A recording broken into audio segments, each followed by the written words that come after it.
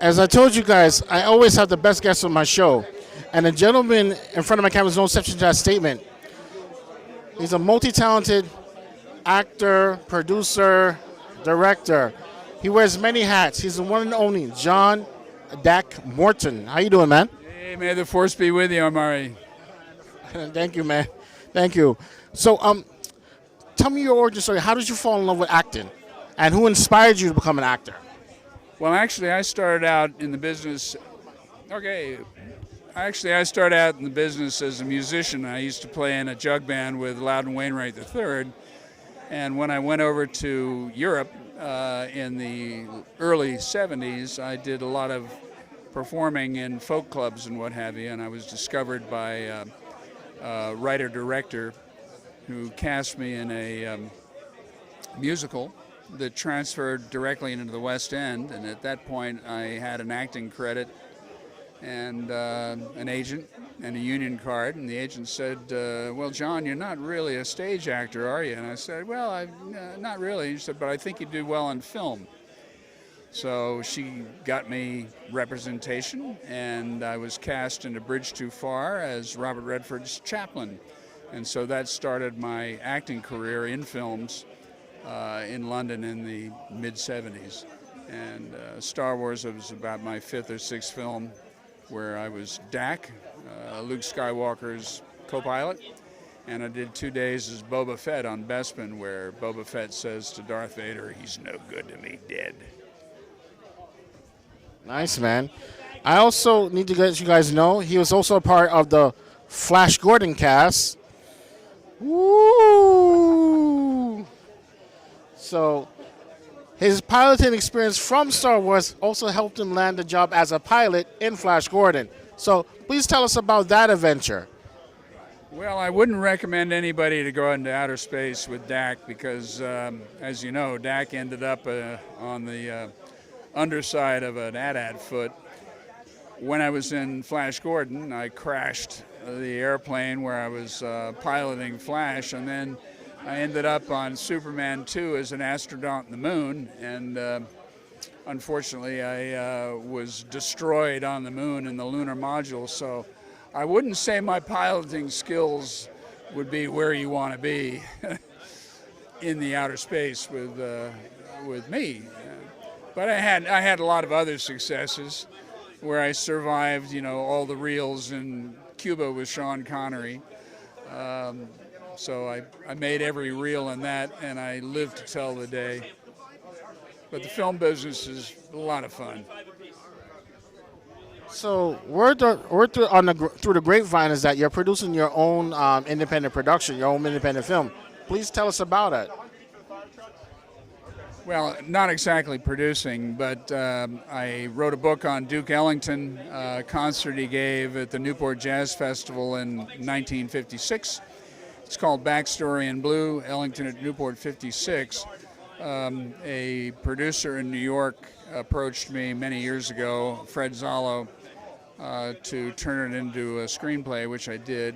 I'd written a couple of screenplays before and had them in development in Los Angeles, which is what brought me back from London back in 1980. So Ellington at Newport, the screenplay is called Backstory in Blue. It is now in pre-development. We have a number of people attached. One is Hilary Shore, who is a creative producer who works with Lee Daniels on a lot of his productions. So it's doing the rounds. COVID kind of set us back a little bit. But yeah, it's my screenplay, and we're hoping to attach a director. I haven't gotten there yet, but we have some nibbles. Okay, all right. I know this is a lot for me to ask, but could you speculate when you believe that production will actually begin? Like 2 to 3 years time? I think that's probably more likely. Yeah, 2 or 3 years time. Obviously, we got to get a deal put together, either with an indie or a studio. It's probably more likely an indie. But once you get a filmmaker attached, somebody from the A-list, then things can move a little bit more quickly. So that's why I say it's in pre-development as opposed to development. Until we get the package put together, then we really don't know when the clock will start ticking. For those of you that are filmmakers, you know that a package is a screenplay, which we have, that's the property, the leading lady or man, the director, a studio deal or a financing. So all of those elements of the package have to come together. And once that happens, then the thing pretty much, goes. There's a lot of folks in the jazz community who are behind this. So I mean, it's there, but I'd say 3 or 4 years is probably it. So, when you guys start looking for a lead actor, are you going to actually hire a real musician, or you just prefer to get an actor to play the role? It would be an actor who plays the role.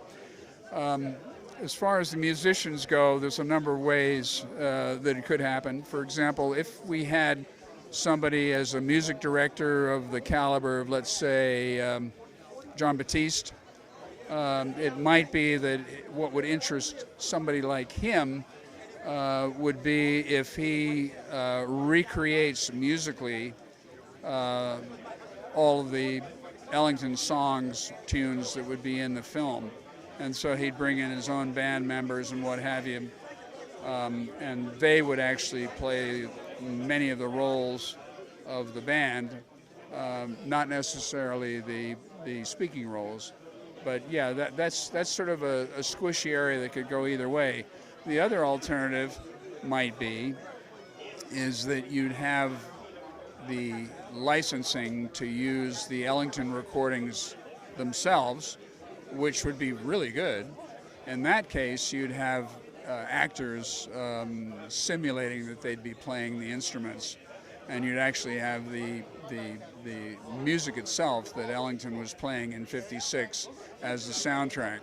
Probably those decisions, Omari, would really depend on what kind of budget line that the production company was prepared to put into it. If to obtain the music rights might be very expensive. I mean, I've done sort of a sketch on what I think the cost would be for the music rights, and they could be as much as $2 million.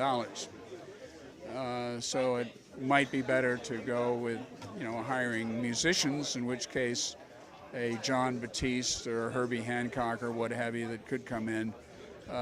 They'd come up with the musicians and pay the union rates, and it might come in less than $2 million. I don't know. It's hard to say. All right. Well, John, thank you so much for that educational conversation. I wish you nothing but great success on your film, and hopefully it does get off in 2 to 3 years' time, because Duke's Ellington story is long overdue and it needs to be told. There's not been a Hollywood film on Duke Ellington at all. He's appeared in motion pictures, but he's never had a biography, and this would be an event biopic. Nice. Well, you heard what the man said, guys. Guys, thank you so much for watching. As I told you guys before, I always have the best guests on my program, and John just proved it for me right during this interview. Keep kicking ass, John, taking no prisoners. Until next time, bye-bye.